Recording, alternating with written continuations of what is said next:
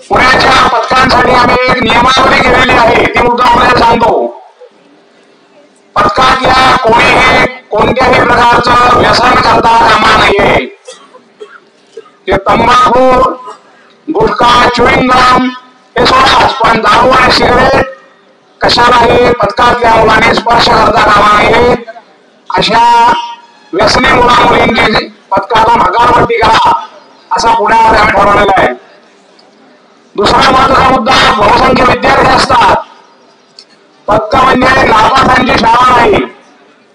पथकातल्या मुलांना 70-80-90% गुण मिळालेले असले पाहिजेत, तरच त्या पथकाचं नाव ज्या भागात सराव करतो त्या भागात आणि पुणे शहराच्या दृष्टीने मी पुणे शहरात म्हणतो चांगल्या पद्धतीचा असू शकतो. तिसरा महत्वाचा मुद्दा जो सांगितला जातो तो मुलं मुली एकत्र वर्तन करतात. आपल्यावर आक्षेप येईल अशा प्रकारचं वर्तन कोणाचंही असता कामा नये, हा तिसरा महत्वाचा मुद्दा आहे. यामध्ये खूप मोठ्या प्रमाणात मानधन मिळतं. त्या मानधनाचा उपयोग व्यक्तिगत अजिबात असता कामा नये, होता कामा नये. समाजासाठी 5% ते 20% त्या मानधनातली रक्कम पथकांनी खर्च करावी असा आम्ही आग्रह करतो.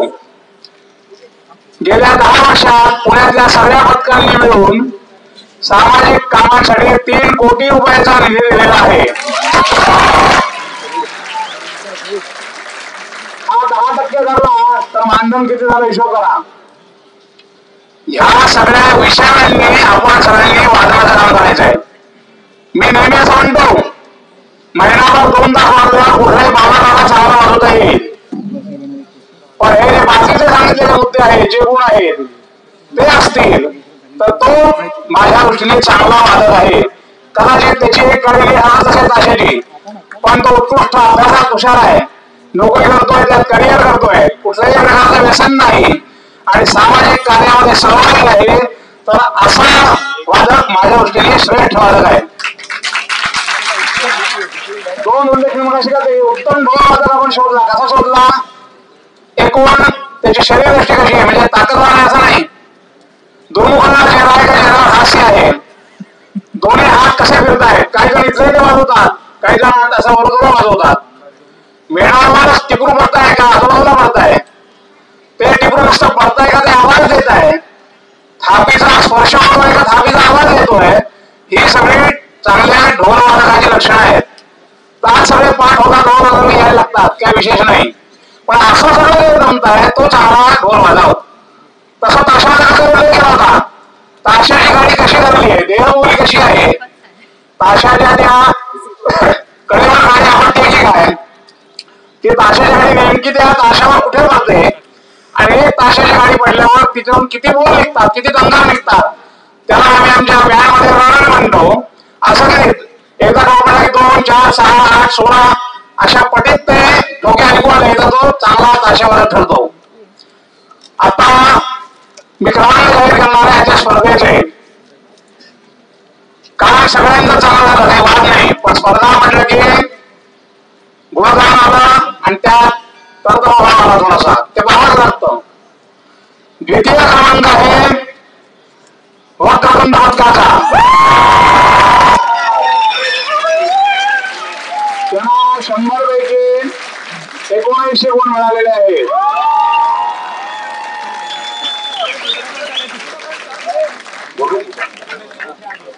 वक्रतुंड पथकाचा प्रमुख जो आहे त्याने आणि पारितोषिक यावं.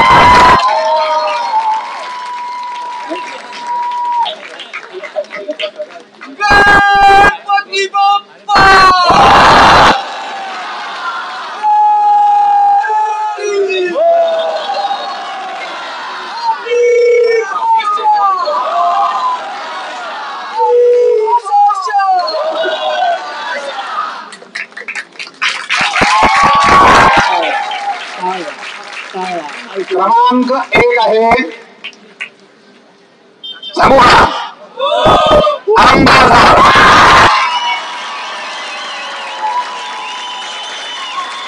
त्यांना गुण आहे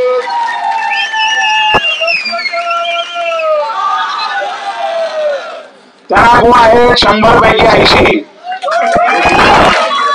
प्रमुख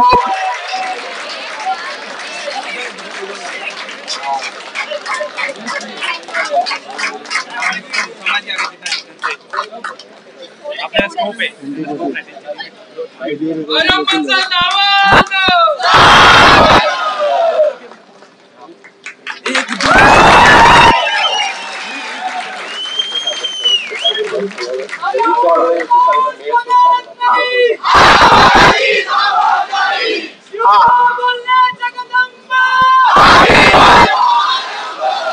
ऐका, यांचा महिला आणि वगळवता दुसरा क्रमांक काय होता त्यातला बारीकसा मुद्दा सांगतो किंवा महत्व ठरवला.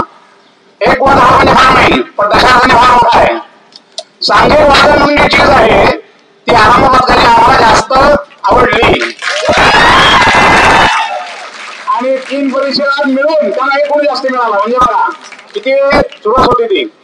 आता उत्तम वादक तो आहे आरामपदकाचा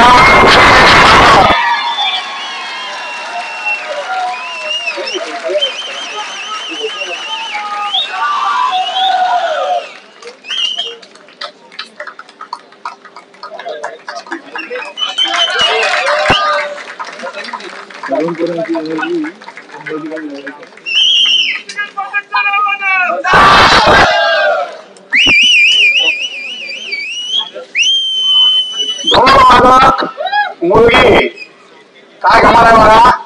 पुन्हा एकदा आरामवर्धक नाही.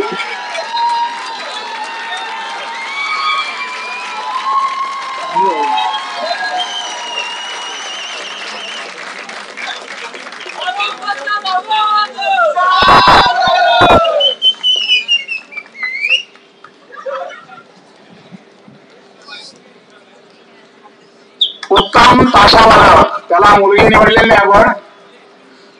वक्रवंद वादक